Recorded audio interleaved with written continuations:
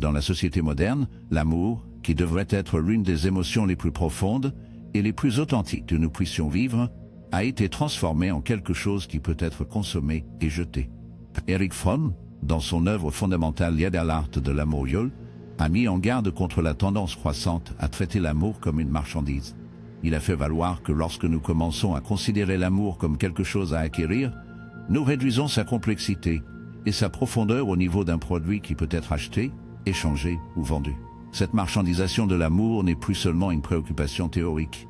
C'est quelque chose que nous assistons dans notre vie quotidienne, en particulier dans la façon dont nous abordons les relations à l'ère numérique. Les applications de rencontres, par exemple, ont introduit un modèle d'amour qui reflète la nature transactionnelle du capitalisme moderne.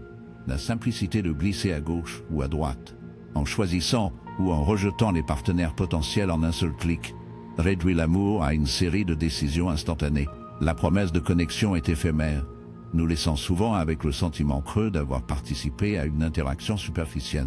L'amour, en ce sens, a été transformé en un objet, quelque chose que nous pouvons ramasser lorsque nous en avons besoin, et réserver tout aussi facilement lorsqu'il ne nous sert plus. L'avertissement de Fromm est que dans cet environnement, nous perdons la capacité de cultiver les connexions plus profondes et plus significatives qui sont nécessaires pour que l'amour s'épanouisse. Mais cette approche de l'amour ne concerne pas seulement la gratification immédiate qu'elle offre. La critique de Fromm va beaucoup plus loin, remettant en question la nature même des relations que nous nouons lorsque nous abordons l'amour en tant que marchandise. Lorsque nous traitons l'amour comme un produit à consommer, nous perdons de vue sa véritable essence comme quelque chose qui nécessite du temps, des efforts et de la vulnérabilité. L'obsession moderne de l'accomplissement instantané sape la patience et l'engagement que l'amour exige traditionnellement. Dans un monde où tout est conçu pour la commodité et la vitesse, l'amour risque de devenir une autre chose que nous consommons dans un cycle de plaisir et de vie éphémère. Cette vision marchande de l'amour est également exacerbée par les pressions de la culture de consommation, qui favorise constamment l'idée que nous méritons plus, qu'il y a toujours quelque chose de mieux juste au coin de la rue. On nous apprend à croire que notre bonheur et notre épanouissement se trouvent dans la meilleure chose suivante, la prochaine relation, la prochaine expérience. Cette mentalité s'infiltre dans nos vies romantiques, ce qui rend plus difficile pour nous de nous établir des liens durables. Au lieu de se concentrer sur la création d'un lien avec quelqu'un, nous nous retrouvons constamment à la recherche du partenaire idéal, le match parfait. Comme si l'amour était un produit que nous pouvions simplement échanger lorsque nous nous fatiguons celui que nous avons choisi. Qu'arrive-t-il à notre sens de soi et à notre capacité à vraiment aimer lorsque nous abordons les relations avec cet état d'esprit? L'amour peut-il vraiment prospérer dans un monde où nous le traitons comme un article sur une étagère en magasin? L'avertissement de Fromm reste crucial aujourd'hui, alors que nous continuons à faire face à un monde où l'amour est de plus en plus considéré comme une marchandise pour être consommé. La question que nous devons nous poser est de savoir si nous sommes prêts à récupérer l'amour du marché, pour redécouvrir son pouvoir en tant que force qui nécessite de la patience, de la profondeur et de l'engagement. Ce n'est que lorsque nous cessons de traiter l'amour comme une transaction que nous pouvons commencer à ressentir sa véritable puissance transformatrice. L'amour n'est pas un produit, c'est un voyage qui nécessite une vulnérabilité, des efforts et, surtout, du temps. Dans son exploration de la vie moderne, le sociologue Zygmunt Bauman a introduit le concept de l'amour liquide pour décrire la nature de plus en plus fragile des relations dans le monde d'aujourd'hui. Vivre son véritable pouvoir transformateur. L'amour n'est pas un produit, c'est un voyage qui nécessite une vulnérabilité, des efforts et surtout du temps. Dans son exploration de la vie moderne, le sociologue Zygmunt Bauman a introduit le concept de l'amour liquide pour décrire la nature de plus en plus fragile des relations dans le monde d'aujourd'hui. Contrairement aux liaisons solides et durables, Bauman a observé que l'amour à l'ère moderne ressemble plus à un liquide, à l'évolution, à la construction, instable et facilement dispersé. Cette idée, au cœur de son travail sur la modernité liquide, reflète les défis auxquels les gens sont confrontés en créant des liens significatifs dans une société qui valorise la flexibilité et la liberté de l'engagement et de la permanence. La montée en puissance des rencontres en ligne et des médias sociaux n'a fait que intensifier cette fluidité. Les relations ne sont plus fondées sur la stabilité ou la longévité, mais plutôt dans la poursuite des expériences transitoires. Avec seulement quelques robinets, nous pouvons nous connecter avec quelqu'un, échanger des messages, et, dans certains cas, nous rencontrer en personne. Mais quelle part de cette connexion est réelle, Dans un monde où une nouveauté constante est offerte au coup d'un écran, il y a peu de place pour la profondeur de la compréhension et de l'intimité émotionnelle qui définissaient autrefois l'amour. Au lieu de former des partenariats durables, beaucoup sont pris dans un cycle de rencontres de courte durée et éphémères, jamais assez satisfaits et toujours à la recherche de quelque chose ou de quelqu'un de nouveau. Bauman a fait valoir que dans un monde liquide, les gens sont conditionnés à considérer les relations comme jetables. Cette mentalité se reflète dans nos interactions, où nous sommes plus susceptibles d'investir dans une gratification instantanée plutôt que dans la création de connexions émotionnelles à long terme.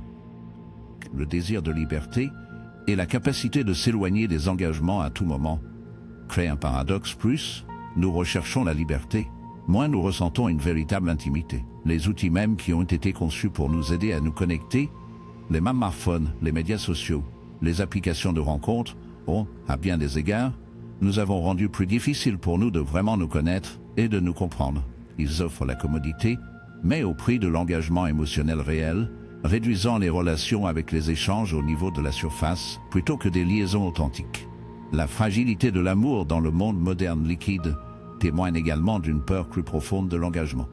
Bauman a souligné que dans une société qui valorise l'individualisme et la liberté personnelle, avant tout, de nombreuses personnes hésitent à établir des liens profonds et durables parce qu'ils craignent d'être piégés ou confinés. L'idéal du match parfait, constamment projeté par les applications de rencontres et les médias, ne fait que n'exacerber cette peur. Plus nous romantisons l'idée d'un partenaire impeccable, plus il devient difficile d'accepter la réalité de l'amour comme une expérience désordonnée et imparfaite. Nous commençons à croire que l'amour devrait être sans effort, une connexion transparente qui nécessite peu d'efforts ou de compromis. Mais la vérité est très différente. Le véritable amour exige la vulnérabilité, le compromis et la croissance. Cette approche liquide de l'amour crée une situation paradoxale. À mesure que les relations deviennent plus fluides et facilement consommables, nous nous sentons également plus seuls. La recherche du partenaire idéal et la poursuite constante de la nouveauté nous empêchent de nous connecter vraiment avec les autres de manière significative. Plus nous nous engageons dans des relations éphémères au niveau de la surface, plus nous perdons le contact avec ce que cela signifie vraiment aimer et être aimé. La théorie de Bauman nous oblige à affronter la vérité inconfortable dans un monde où tout est temporaire. L'amour ne fait souvent pas exception. Et pourtant, nous nous demandons si cet amour liquide est tout ce dont nous sommes capables, ou si nous avons simplement peur de plonger plus profondément. Carl Jung, l'une des figures les plus influentes de la psychologie, pensait qu'une grande partie de notre comportement, y compris nos choix d'amour, est motivé par l'inconscient. Et pourtant, nous nous demandons si cet amour liquide est tout ce dont nous sommes capables, ou si nous avons simplement peur de plonger plus profondément. Carl Jung, l'une des figures les plus influentes de la psychologie, croyait qu'une grande partie de notre comportement, y compris nos choix d'amour, est motivé par des forces inconscientes. Selon Jung, nous ne sommes pas toujours pleinement conscients des raisons pour lesquelles nous sommes attirés par certaines personnes. Et souvent nos expériences émotionnelles sont façonnées par des modèles inconscients qui découlent de notre passé, de notre dynamique familiale et des couches plus profondes de notre psyché.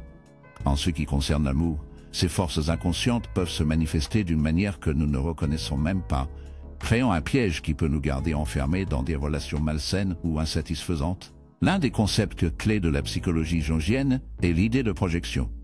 La projection se produit lorsque nous attribuons inconsciemment nos propres pensées, sentiments et désirs sur une autre personne. Dans le contexte de l'amour, cela signifie souvent que nous tombons amoureux d'une image ou d'une version idéalisée de quelqu'un plutôt que de les voir pour qui il est vraiment. Par exemple, nous pourrions projeter nos propres besoins ou fantasmes insatisfaits sur un partenaire, croyant qu'ils peuvent répondre à ses désirs, alors qu'en réalité, ils reflètent simplement nos propres attentes internes. Cela peut créer un sentiment de connexion qui semble puissant et intense, mais qui est finalement basé sur l'illusion. Le danger de projection dans l'amour est qu'il peut nous empêcher de vraiment comprendre nos partenaires, et à son tour, peut conduire à une désillusion lorsque la réalité de la relation se heurte inévitablement à notre image idéalisée. Jung a averti que ce type d'attachement inconscient conduit souvent à la déception, car la personne dont nous sommes amoureux n'est pas la personne que nous l'imaginons. Plus nous projetons notre propre monde intérieur sur eux, moins nous pouvons les voir vraiment tels qu'ils sont. Cela crée une déconnexion entre ce que nous pensons que l'amour est, et ce que cela implique réellement, une profonde compréhension mutuelle des défauts, des vulnérabilités et des forces de l'autre. Un autre aspect du piège inconscient dans l'amour est la tendance à choisir des partenaires qui reflètent les conflits non résolus ou les besoins non satisfaits de notre passé. Jung a suggéré que beaucoup d'entre nous sont attirés par des relations qui reflètent la dynamique de nos expériences de la petite enfance, que ce soit avec nos parents, nos frères et sœurs ou d'autres figures formatrices. Ces problèmes émotionnels non résolus peuvent se dérouler dans nos relations amoureuses, souvent d'une manière dont nous ne sommes pas conscients. Par exemple, quelqu'un qui a grandi dans un environnement où l'amour était conditionnel pourrait inconsciemment chercher un partenaire qui renforce cette croyance, perpétuant un cycle de douleur émotionnelle et de déception. La perspective de Jung sur l'amour nous invite à remettre en question la nature de nos choix romantiques et à réfléchir à la quantité de nos vies amoureuses façonnées par des facteurs inconscients. Sommes-nous vraiment en train de choisir nos partenaires en fonction de qui ils sont, ou prévoyons-nous simplement nos propres besoins non satisfaits et nos blessures non cachées? Pour se libérer du piège de l'amour inconscient, Jung pensait que la conscience de soi et l'intégration étaient essentielles. En comprenant les modèles inconscients qui influencent notre comportement, nous pouvons commencer à faire des choix plus conscients et authentiques dans l'amour.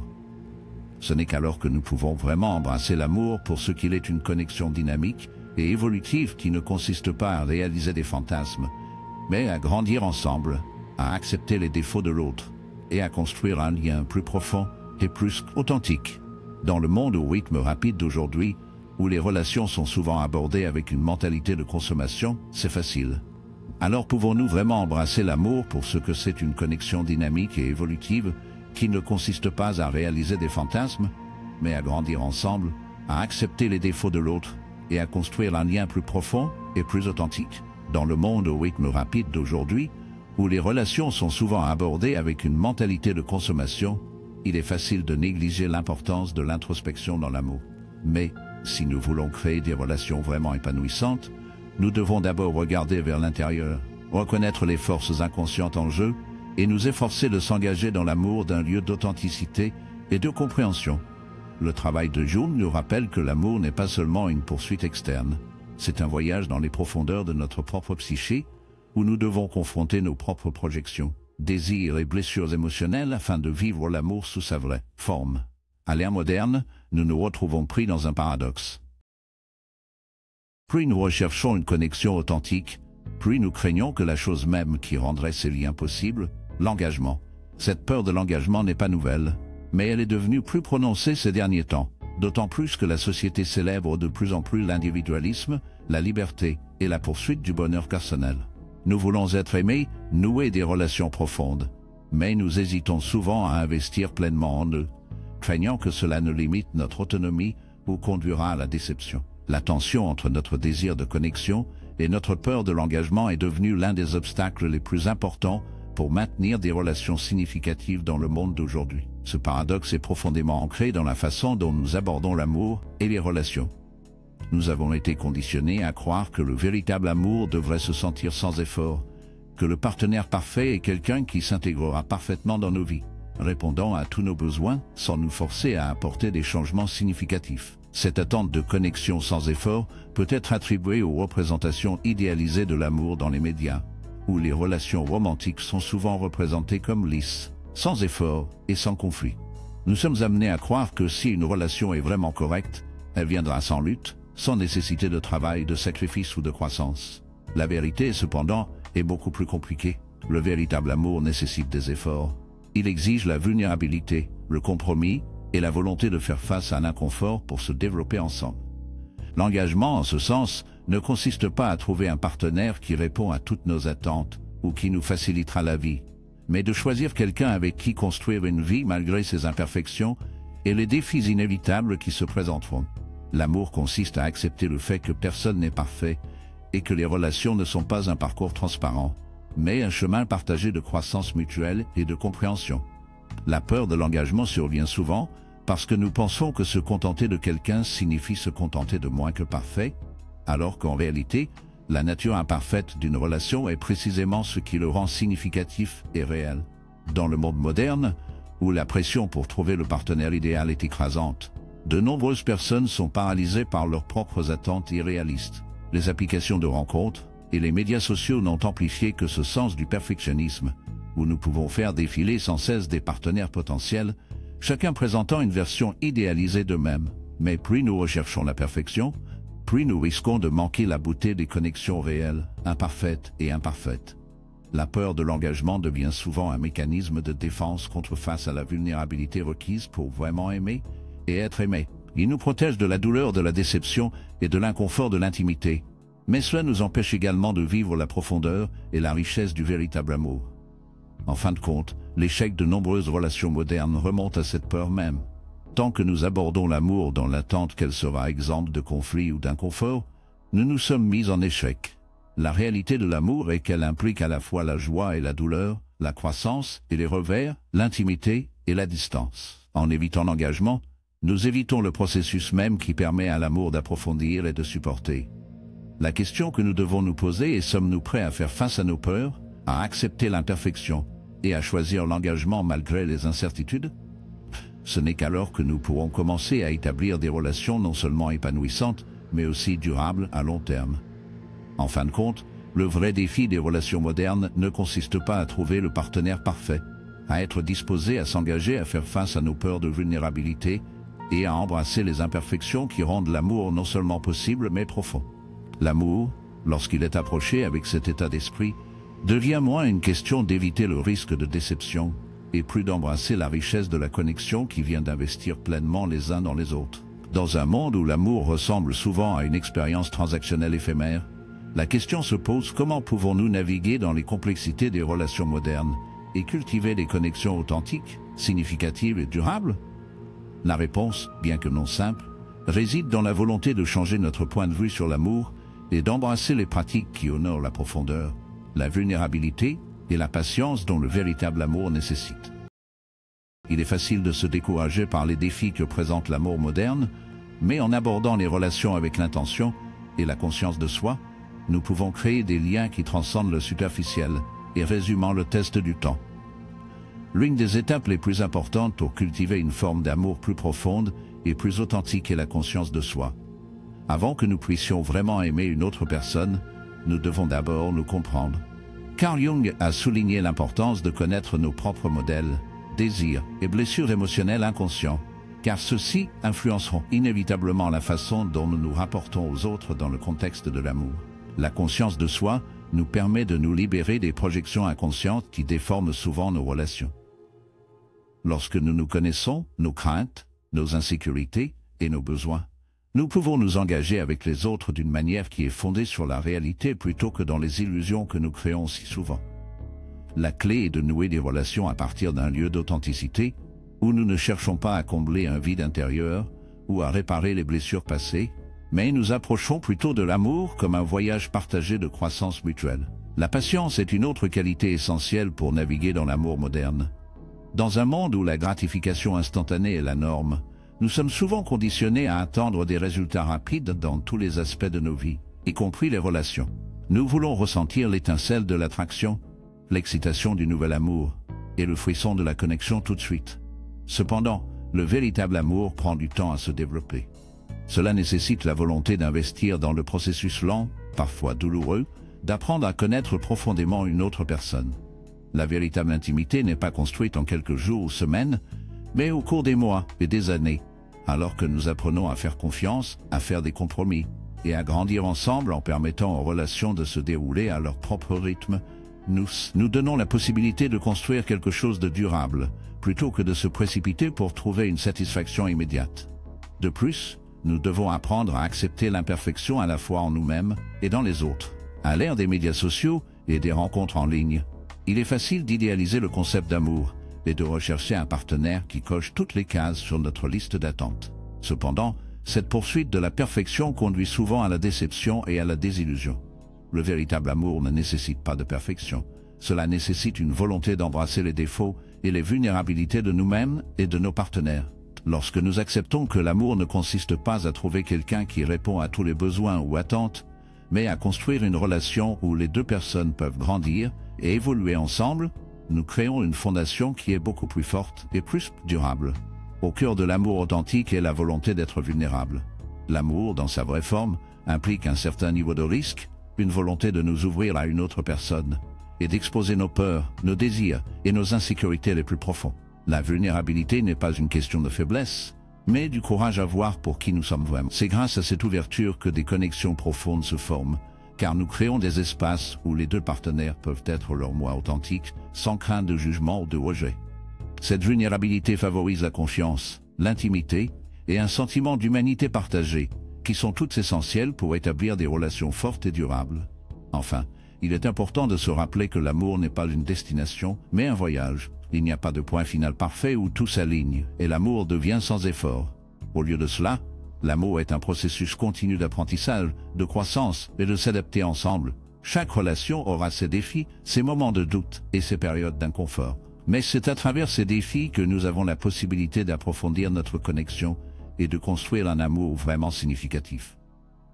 Le chemin à terme dans l'amour ne consiste donc pas à rechercher la perfection ou à éviter les difficultés, mais à embrasser toute la gamme d'expériences humaines et à s'engager à grandir ensemble. En fin de compte, la chose la plus importante que nous puissions faire dans le monde moderne est d'approcher l'amour avec un cœur ouvert, une volonté de grandir et un profond respect pour nous-mêmes et nos partenaires. En favorisant la conscience de soi, la patience, l'acceptation et la vulnérabilité, nous pouvons aller au-delà des limites de l'amour marchandifié et liquide des temps modernes, et créer des relations qui sont fondées sur l'authenticité, la connexion et l'accomplissement durable. L'amour est peut-être plus difficile dans le monde d'aujourd'hui, mais c'est aussi plus possible que jamais, à condition que nous soyons prêts à l'approcher avec la profondeur et l'intention qu'elle mérite. Et donc nous arrivons à la fin de notre voyage à travers les complexités de l'amour moderne. Comme nous l'avons vu, l'amour dans le monde d'aujourd'hui exige plus qu'un simple désir de connexion.